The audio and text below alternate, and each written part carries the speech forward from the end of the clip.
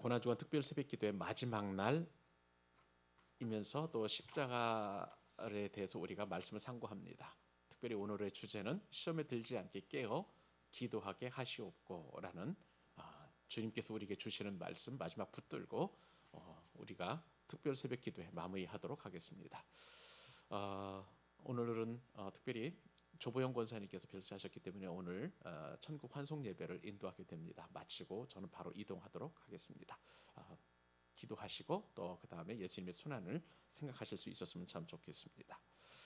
우리가 이번 주에 말씀을 깊이 묵상했던 거 또 상고했던 것처럼 마귀는 예수님을 시험에 빠뜨리는 그런 존재였습니다. 마귀라는 이름 자체가 시험하는 자, 또 하나님을 대적하는 자였기 때문에 예수님께서 이 땅에 오셔서 하셔야 할 그 공생의 사역을 어떻게든지 간에 막기 위해서 예수님을 시험했습니다. 그러나 우리가 상고하고 또 은혜 받았던 것처럼 예수님께서는 마귀의 모든 시험을 다 이기셨습니다. 40일 동안 금식하시고 하나님 아버지의 뜻을 이제 이루시기 위하여 출발하실 때에 마귀는 예수님으로 하여금 이 돌덩이가 떡덩이가 되게 하라. 인간의 가장 근본적인 욕구인 이 식욕을 그리고 돈과 관련된 것을 가지고 예수님을 시험하였습니다. 그러나 예수님께서는 당당하게 이제 말씀으로 승리하셨죠. 사람이 떡으로만 살 것이 아니요 하나님의 입에서 나오는 말씀으로 살 것이니라 말씀하시면서 당당하게 승리하셨습니다. 그리고 이제 마귀는 또 두 번째 시험, 세 번째 시험을 통해서 예수님께서 그 가지고 계셨던 인간적인 그러한 욕구들, 권세욕이나 또 재물욕이나 또 그리고 명예욕 모든 것들을 이루기 위하여 나에게 경배하라. 그리고 이 성전에서 뛰어내리라 하는 그런 시험을 하였지만 그러나 예수님께서는 당당하게 말씀으로 그리고 이 마귀의 유혹과 시험을 완벽하게 승리하셨습니다. 그리고 이제 주님께서는 이 땅에 오신 그 목적대로 교회를 세우시기 위하여 제자들을 훈련하시고 그리고 가는 곳마다 하나님 나라를 전파하셨습니다. 예수님께서 전하시는 말씀은 생명의 말씀이었고 진리였고 죽은 자를 살리시고 또한 눈먼 자 병든 자를 고치셨고 그리고 많은 사람들에게 주의 복음을 증거하심으로 말미암아 하나님의 나라를 경험할 수 있도록 하셨습니다. 동시에 하나님의 나라를 방해했던 바리새인과 서기관들, 유대인들의 종교적인 모든 모순들을 다 깨쳐버리고 율법을 완성하시고 그리고 마침내 이제 본디오 빌라도에게 죄가 없으심에도 불구하고 이제 순환을 받으시고 갈보리산 위에 올라가시게 되었습니다. 그러기에 이제 예수님께서 이처럼 시험에 승리하셨던 그러한 예수님께서는 제자들로 하여금 시험에 들지 않도록 그렇게 말씀하시고 당부하시는 말씀이 바로 오늘 본문 말씀이 되겠습니다. 예수님께서는 이제 내일 새벽이면 본문에서의 그 상황입니다.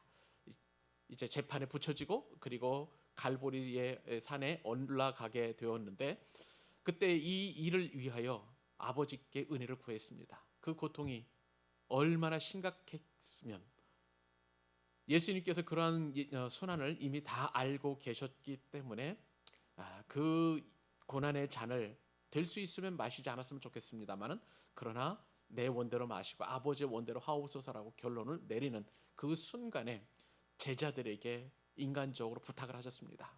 나와 함께 가서 기도하자. 특별히 예수님께서 사랑하시는 세 제자들 베드로와 그리고 야고보와 요한을 데리고 함께 동역하며 중보기도 해주기를 원하셨습니다. 그만큼 십자가의 순환은 너무나 큰 인간적인 고통이었기 때문에 그리고 무엇보다도 하나님과의 아버지와의 단절이 너무나 큰 고통이었기 때문에 예수님께서는 그렇게 제자들에게 기도 부탁을 하신 것이었습니다. 그런데 제자들은 너무나 피곤했습니다. 너무나 눈꺼풀이 무거워서 잠을 자고 있는 그런 상황 가운데 있었습니다. 그러자 예수님께서는 너희가 시험에 들지 않도록 깨어 기도하라 그렇게 말씀하십니다. 이 말씀을 통해서 마귀의 시험에서 이기신 예수님께서 제자들에게 그리고 저와 여러분들에게 시험에서 이길 수 있는 그 비결을 말씀하시는 것입니다. 오늘 우리가 읽었던 말씀 다시 한번 읽어보실까요?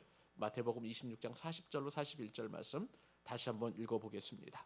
제자들에게 오사 그 자는 것을 보시고 베드로에게 말씀하시되 너희가 나와 함께한 1시간도 깨어 있을 수 없더냐. 시험에 들지 않게 깨어 기도하라. 마음에는 원이로되 육신이 약하도다 하시고. 예수님은 십자가에 못 박혀 돌아가시기 전에 마지막으로 겟세마네 동산에서 기도하셨습니다. 그리고 오늘 본문에 기록되었던 것처럼 베드로와 야고보와 요한과 함께 겟세마네 동산에 오르셨습니다. 십자가를 앞두고 아버지께 구하는 그 기도가 얼마나 간절했던지 흐르는 땀방울이 핏방울이 될 정도로 그렇게 뚝뚝 떨어져 가며 주님은 전심을 다하여 그렇게 기도하셨습니다. 그러나 이러한 예수님의 간절한 기도와는 달리 부탁을 했던 제자들은 깊은 잠에 빠지고 말았습니다. 제자들이 잠에 빠진 모습을 보시면서 예수님께서는 시험에 들지 않게 기도하라 라고 그렇게 말씀하십니다. 이 말씀이 무슨 뜻입니까? 깨어있는 자만이 기도할 수 있다는 것입니다. 기도는 분명히 입으로 구하는 것입니다. 그런데 그 입으로 구하기 이전에 먼저 깨어 있어야 올바로 기도할 수 있다는 것을 제자들에게 말씀하시고 계시는 것입니다. 우리가 깨어 기도해야 하는 목적은 바로 우리가 시험에 들지 않게 하기 위함이라는 것을 주님은 분명히 말씀하십니다. 자, 그러면 여러분 도대체 깨어 있다는 말이 무슨 말씀일까요? 24시간도 잠도 자지 말고 늘 기도하라라는 그런 의미일까요? 그렇지 않습니다. 이 깨어 있다라는 말 헬라어 원문을 보면 그렇지 않다는 것을 우리가 알게 됩니다. 그레고리오라는 그런 단어를 쓰는데요. 이 깨어 있다라는 뜻은 깨어 있다는 일차적인 의미도 있지만 지켜보다라는 뜻도 있습니다. 주시하는 것입니다. 망보는 것입니다. 방심하지 않는다는 그런 뜻도 가지고 있습니다.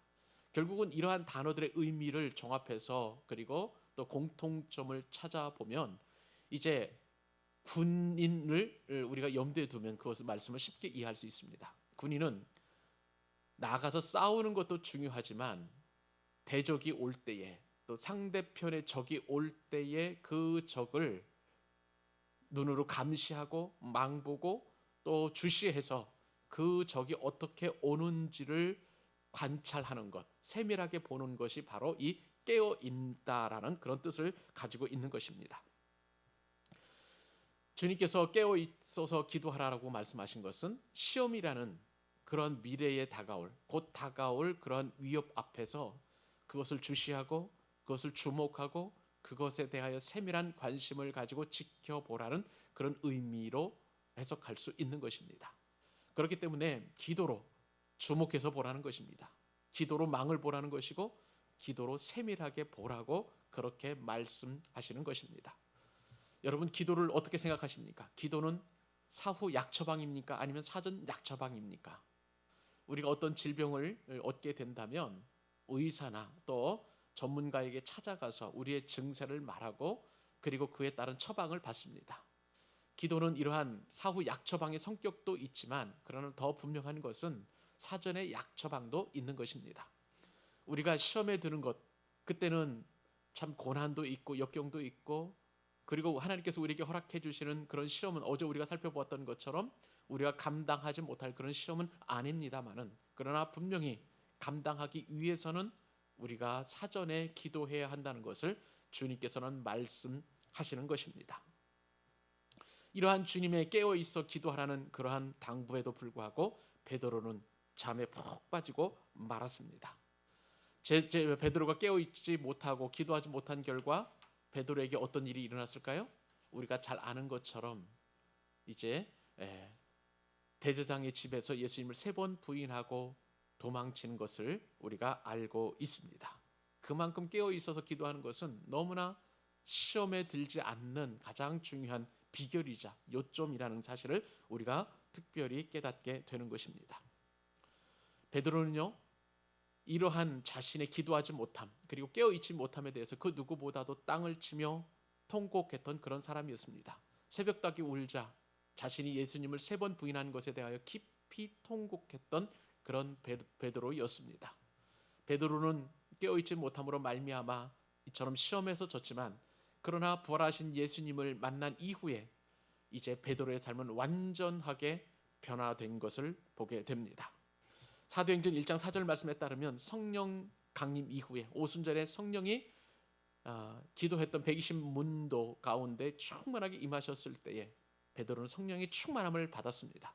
그런 다음 사도행전 1장 14절 말씀에 따르면 기도에 전혀 힘쓰는 사도가 되어서 기도에 관한 한 대가를 이루었던 것을 보게 됩니다. 그리고 초대교회 핍박받는 그 성도들을 향하여 베드로는 분명하게 선포합니다. 자신이 이 깨어있는, 그래서 기도하는 그런 시험에서 졌기 때문에 초대교회 성도들, 핍박받는 성도들, 고난받는 성도들, 시험에 든 성도들에게 베드로전서 4장 7절에서 너희는 정신을 차리고 근신하여 기도하라 라고 그렇게 당부하였습니다. 기도하지 못해서 시험에서 졌던 이 베드로가 초대교회 성도들에게 했던 이 말씀은 깊은 울림을 주는 그런 말씀이었습니다. 정신을 차리고 근신하여 기도하라 라고 그렇게 선포하였습니다. 그런데 이렇게 기도해야 하는 이유를 베드로전서 5장 8절 말씀에 따르면 근신하라 깨어라 너희 대적마귀가 우는 사자같이 두루 다니며 삼킬차를 찾나니 라고 선포하였습니다. 베드로는 예수님께서 당한 시험이 마귀에게서 온 것임을 분명하게 알았고, 또 자신의 그 시험에서 실패한 것 역시도 마귀의 시험에서 또 실패했던 것이었던 것을 누구보다도 잘 알고 있었습니다. 그렇기 때문에 깨어 근신하여 기도해서 우는 사자처럼 삼킬자를 찾아 두루 다니는 그 마귀의 시험에서 분명하게 이길 것을 초대교회 성도들에게 선포하고 있는 것입니다. 사랑하는 여러분, 베드로는 겟세마네 동산에서 깨어 기도하는 것에 실패했던, 시험에서 졌던 그런 사람이었습니다. 그러나 그럼에도 불구하고 부활하신 예수님께서 베드로를 만나주시고 이처럼 기도의 사도로, 그리고 깨어 있는 사도로 불러주셨습니다. 베드로가 이처럼 실패한 이후에도 기도의 사도가 되었던 것처럼 저와 여러분에게도 기도의 능력과 은혜가 필요한 줄로 믿습니다. 무엇보다도 우리가 고난주간을 마무리하면서 깨어 기도하는 것이야말로 가장 우리가 시험에서 이기는 비결이라는 사실을 깨닫게 되었는데, 이 말씀 붙들고 우리가 기도해서 승리하는 그런 복된 고난주간을 맞고, 그리고 내일 모레 해와 같이 빛나는 얼굴로 예수님의 부활을 함께 기뻐하며 축하하는 부활절 예배를 드릴 수 있기를 우리 주님의 이름으로 축복합니다.